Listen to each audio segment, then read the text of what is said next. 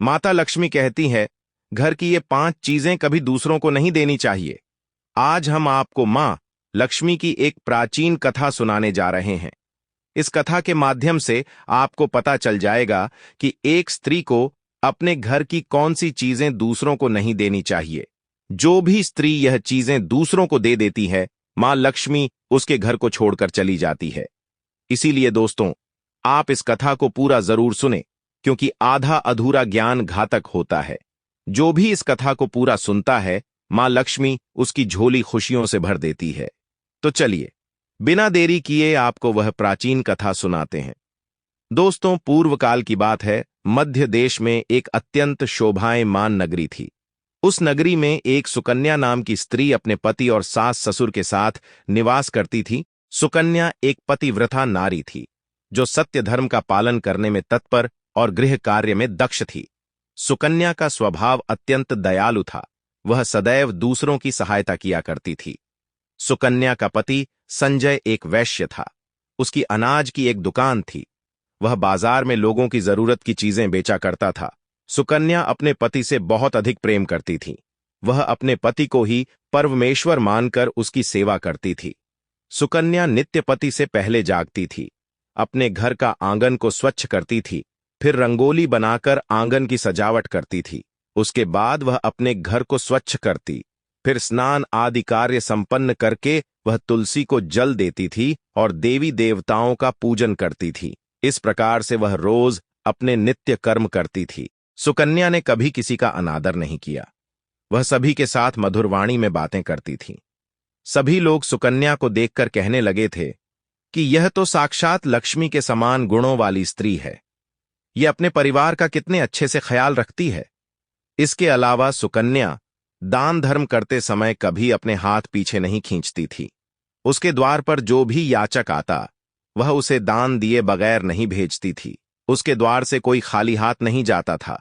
जो भी भूखा उसके द्वार पर आता, तो वह भर पेट भोजन करके ही लौटता था, जिससे उसके द्वार पर आए हुए सभी याचक अत्यंत प्रसन्न होकर उसे आशीर्वाद देकर लौट जाते थे।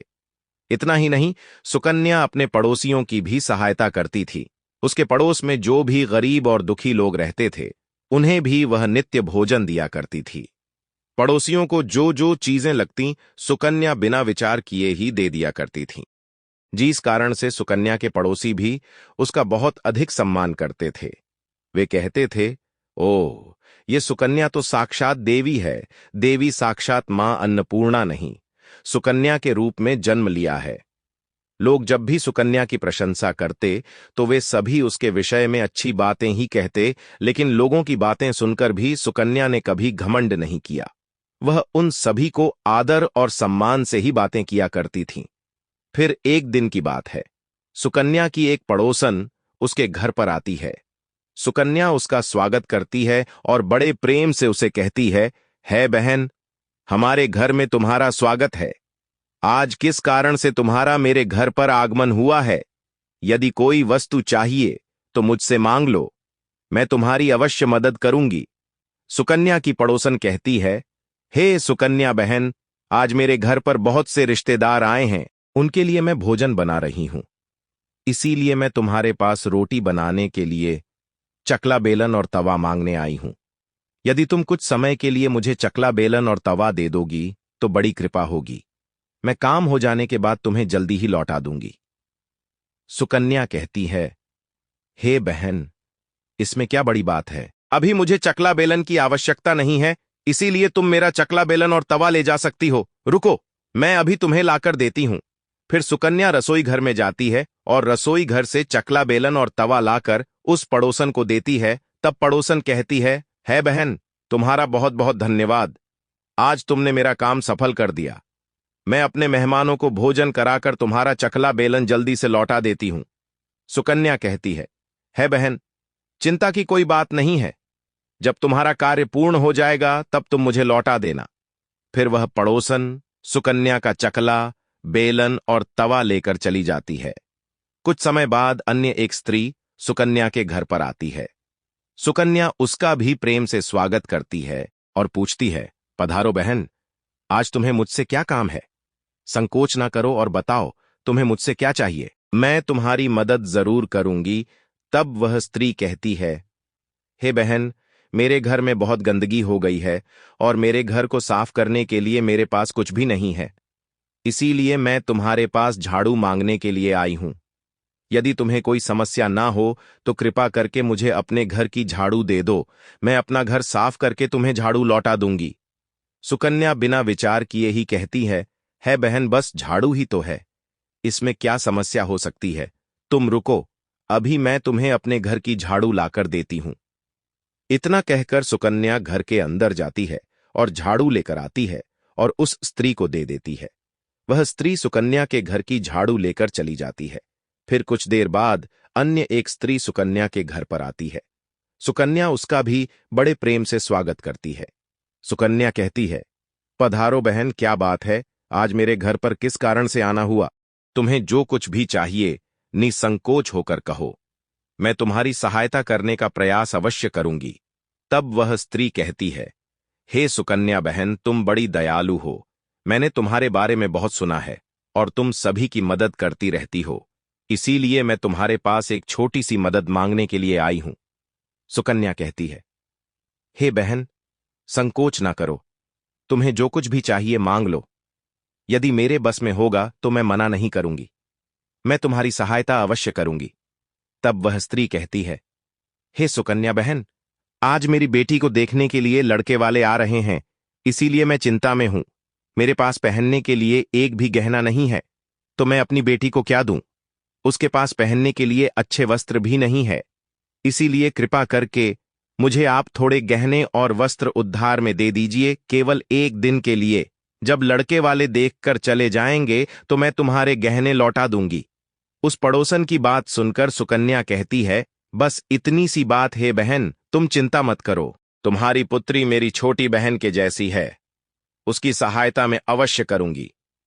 मैं अभी तुम्हें मेरे गहने और साड़ी देती हूं, जिसे पहनकर तुम्हारी पुत्री राजकुमारी लगेंगी। फिर सुकन्या अंदर जाती है, गहने और साड़ी लेकर आती है और उस पड़ोसन को दे देती है। वह पड़ोसन प्रसन्न होकर सुकन्या के गहने और साड़ी लेकर चली जाती है। फिर शाम हो जाती है और अन्य एक पड़ोसन सुकन्या के घर पर आती है। सुकन्या उसका भी बड़े प्रेम से स्वागत करती है और कहती है, पधारो बहन, आज किस कारण से मेरे घर पर आना हुआ, बताओ, मैं तुम्हारी किस प्रकार से सहायता कर सकती हूं। तुम्हें जो कुछ चाहिए निसंकोच होकर कहो, मैं तुम्हारी मदद जरूर करूंगी। वह पड़ोसन कहती है, हे सुकन्या बहन, तुम बड़ी दयालु हो और तुम सभी की मदद करती हो, इसीलिए मैं तुम्हारे पास आई हूं। मेरा बच्चा भूखा है और उसे पिलाने के लिए दूध नहीं है, इसीलिए मैं तुम्हारे पास दूध मांगने के लिए आई थी। अगर थोड़ा सा दूध मिल जाता तो बड़ी कृपा होती। सुकन्या कहती है, अरे बहन, इसमें कौन सी बड़ी बात है, लो, अभी मैं तुम्हें दूध दे देती हूं। सुकन्या रसोई घर में जाती है और थोड़ा सा दूध लेकर आती है और उस पड़ोसन को दे देती है। वह पड़ोसन प्रसन्नता से उस दूध को लेकर चली जाती है। इस प्रकार से सुकन्या अपने सभी पड़ोसियों की मदद कर देती है और प्रसन्न होकर घर का काम करने में लग जाती है। फिर रात होते ही उसका पति घर पर लौट आता है। सुकन्या अपने पति को प्रणाम करती है और उसकी खूब सेवा करती है। रात को दोनों पति पत्नी आनंद से सो जाते हैं।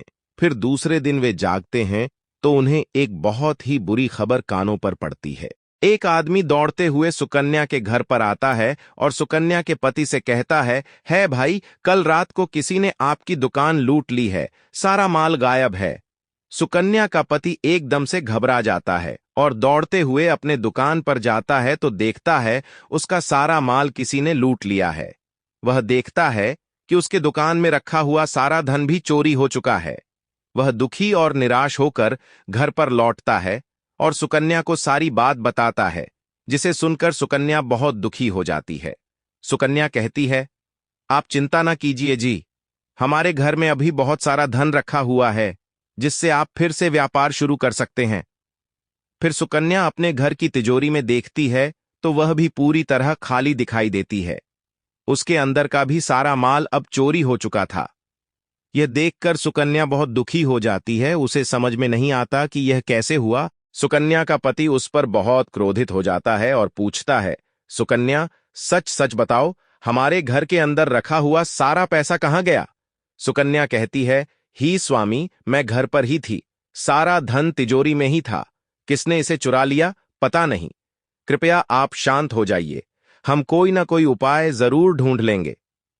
सुकन्या का पति कहता है, ये जो तुम दूसरे लोगों को घर पर बुलाकर खिलाती हो, अनजान लोगों को घर में बुलाती हो, उसी का फल है ये। उन्हीं में से किसी ने हमारे घर का सारा पैसा चुरा लिया है। क्रोध में आकर सुकन्या का पति उसे भला बुरा कहता है। सुकन्या की सांस भी उसे बहुत कोसती है और कहती है, तुम ही इन पड़ोसियों को घर की चीजें देती रहती हो, बिना सोचे किसी की भी मदद कर देती हो। उन्हीं में से किसी ने सारा पैसा चुरा लिया है। घर के सभी लोग सुकन्या को भला बुरा कहने लगते हैं। अपने पति को दिलासा देते हुए कहती हैं, हे नाथ, मैंने मेरे कुछ गहने हमारी पड़ोसन को दिए हैं, मैं उसके पास से गहने लेकर वापस आती हूं। फिर सुकन्या उस गरीब पड़ोसन के घर पर जाती है तो देखती है उसके घर पर कोई नहीं होता है। वह स्त्री भी घर छोड़कर सुकन्या के गहने लेकर भाग गई होती है। सुकन्या निराश होकर घर पर लौटती है और अपने पति को सारी बात बता देती है। सुकन्या की बात सुनकर उसका पति आग बबूला हो जाता है और सुकन्या को भला बुरा कहने लगता है। सुकन्या का पति कहता है सुकन्या, तुम बड़ी मूर्ख हो, तुम्हारे ही कारण हमारा सारा धन वैभव चला गया है। तुम्हारे दान देने की आदत के कारण ही हमारे ऊपर यह मुसीबत आन पड़ी है। अब तू इस घर में नहीं रह सकती, तू अभी इसी क्षण इस घर को छोड़कर चली जा। सुकन्या कहती है, हे नाथ, आपके सिवा मेरा इस दुनिया में कोई नहीं है, मैं आपको छोड़कर कहां जाऊं। सुकन्या का पति कहता है, तू कहीं पर भी जा, लेकिन अब इस घर में तू नहीं रह सकती। तेरे ही कारण मेरा सब कुछ बर्बाद हो गया है। तू इस घर में रहेंगी तो बचा कुचा सब नष्ट हो जाएगा। सुकन्या अपने पति को हाथ जोड़कर विनती करने लगती है, हे स्वामी, ऐसा ना कहिए, मैंने कोई अपराध नहीं किया है। आपके बगैर मैं जीवित नहीं रह सकती। मुझ दासी को आप घर से मत निकालिए। लेकिन सुकन्या का पति उसकी एक नहीं सुनता है और उसे अपने घर से धक्के मारकर निकाल देता है और कहता है, अब तू इस घर से चली जा और लौटकर मत आना। चाहे तो किसी नदी में कूदकर अपनी जान दे दे, लेकिन अब तू इस घर में मेरे साथ नहीं रह सकती। फिर सुकन्या दुखी होकर रोते हुए अपने पति के घर को छोड़कर चली जाती है। चलते चलते सुकन्या माता लक्ष्मी के मंदिर में जाती है और मां लक्ष्मी से प्रार्थना करते हुए कहती हैं, हे मां, मैंने ऐसा कौन सा पाप किया है जो मेरी ऐसी दशा हुई है? हे मां लक्ष्मी, मैं तो नित्य आपकी पूजा करती थी, फिर भी आपने मेरा घर क्यों छोड़ा? कृपया मुझे बताओ मां, मैंने ऐसा कौन सा अपराध किया जो आप मुझसे रूठ गई हो? फिर सुकन्या वहीं पर बैठकर सोचने लगती है, यदि मेरे पति मेरा स्वीकार नहीं करेंगे तो मैं जीवित रहकर क्या करूं? यदि मेरे ही कारण मेरे पति की दुर्दशा हुई है तो मुझे जीवित रहने का कोई अधिकार नहीं है। इतना सोचकर सुकन्या अपने प्राण देने के लिए नदी की तरफ जाने लगती है। नदी के पास जाकर सुकन्या माता लक्ष्मी से प्रार्थना करती है, हे मां लक्ष्मी, अब मैं अपने प्राण देने जा रही हूं। यदि मेरे द्वारा तुम्हारी पूजा में कोई कमी रह गई हो तो मुझे माफ करो। मैं अपने पति के बगैर जीवित नहीं रह सकती, इसीलिए अब मैं इस नदी में कूदकर अपने प्राण दे दूंगी। इतना कहकर सुकन्या नदी में कूदने ही वाली होती है कि साक्षात मां लक्ष्मी उस स्थान पर प्रकट हो जाती है। मां लक्ष्मी सुकन्या से कहती हैं, रुक जाओ सुकन्या, रुक जाओ पुत्री, तुम यह क्या कर रही हो? यह सब तुम्हारी ही भूल के कारण हुआ है। तुमने अनजाने में कुछ ऐसा चीजों का दान किया था जिस कारण से मुझे तुम्हारा घर छोड़कर जाना पड़ा। जो भी स्त्री अपने घर के इन चीजों को दूसरों को दे देती है, उनके घर में मेरा वास नहीं होता है। मैं उन वस्तुओं के साथ ही उनका घर छोड़कर चली जाती हूं। तब सुकन्या कहती हैं, हे मां, ऐसी वह कौन सी वस्तुएं हैं? कृपया आप मुझे बताइए, मैंने कौन सी वस्तुओं का दान किया जिस कारण से आपने मेरे घर का त्याग किया है? देवी लक्ष्मी कहती हैं, हे पुत्री, अब तुम ध्यान से सुनो। मैं तुम्हें उन चीजों के बारे में बताती हूं जो किसी भी स्त्री को दूसरों को नहीं देनी चाहिए। इन चीजों का दान करने पर मैं उस घर को छोड़कर चली जाती हूं। हे सुकन्या, सबसे पहली वस्तु है चकला बेलन और तवा।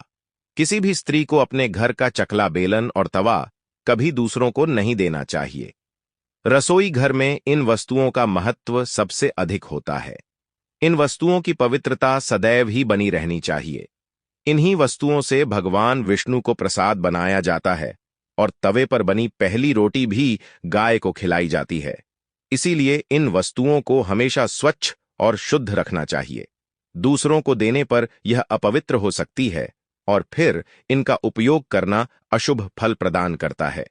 इसीलिए सुकन्या, तुमने अपने रसोई घर के चकला बेलन और तवा अपनी पड़ोसन को देकर पहली सबसे बड़ी भूल की है। आगे मां लक्ष्मी कहती है, हे सुकन्या, अब तुम दूसरी वस्तु के विषय में सुनो। तुमने अपनी पड़ोसन को अपने घर में रखी हुई झाड़ू ही दे दी। जिस वस्तु में मेरा सदैव वास होता है, जो वस्तु मुझे सबसे अधिक प्रिय है, तुमने उसे ही दूसरे को दे दिया, तो फिर मैं तुम्हारे घर में कैसे ठहरती है सुकन्या? जो स्त्री अपने घर की झाड़ू दूसरों को दे देती है, मैं उसके घर को त्याग देती हूं। झाड़ू से घर की स्वच्छता की जाती है और जहां पर स्वच्छता होती है उसी स्थान पर मेरा वास होता है, ध्यान में रखना। सुकन्या, घर में झाड़ू को हमेशा छिपाकर रखना चाहिए। झाड़ू पर बाहरी व्यक्ति की दृष्टि भी नहीं पड़नी चाहिए। झाड़ू एक अत्यंत पवित्र वस्तु है। इसे पैर नहीं लगाना चाहिए और इससे कभी विष्ठा आदि प्रकार की गंदगी साफ नहीं करनी चाहिए। मां लक्ष्मी कहती हैं, हे सुकन्या, अब तुम तीसरी वस्तु के विषय में सुनो। जो एक स्त्री को कभी दूसरों को नहीं देनी चाहिए, वह वस्तु है आभूषण। एक स्त्री को अपने आभूषण कभी अन्य महिला को नहीं देने चाहिए। मैं सदैव ही आभूषणों में वास करती हूं। स्त्री के 16 श्रृंगार में गहनों का बहुत अधिक महत्व होता है। एक विवाहित स्त्री को अपने आभूषण कभी अन्य स्त्री को पहनने के लिए नहीं देने चाहिए। जो स्त्री अपने आभूषण अन्य स्त्रियों को देती है, उसके जीवन में दुर्भाग्य आता है। हे सुकन्या, अब मैं तुम्हें चौथी वस्तु के विषय में बताती हूं। किसी भी मनुष्य को शाम हो जाने के बाद कभी सफेद रंग की वस्तुओं का दान नहीं करना चाहिए, किंतु तुमने शाम के समय दूध का दान किया था। शाम को दूध का दान करने से जीवन में दुर्भाग्य आता है। शाम को सफेद रंग की चीजें दान करने से मनुष्य के जीवन में अशुभ काल आता है। मां लक्ष्मी कहती है, हे सुकन्या, अब मैंने तुम्हें उन सभी वस्तुओं के बारे में बता दिया है जिनका कभी दान नहीं करना चाहिए। ये वस्तुएं कभी दूसरों को उद्धार में अथवा उपयोग के लिए नहीं देनी चाहिए।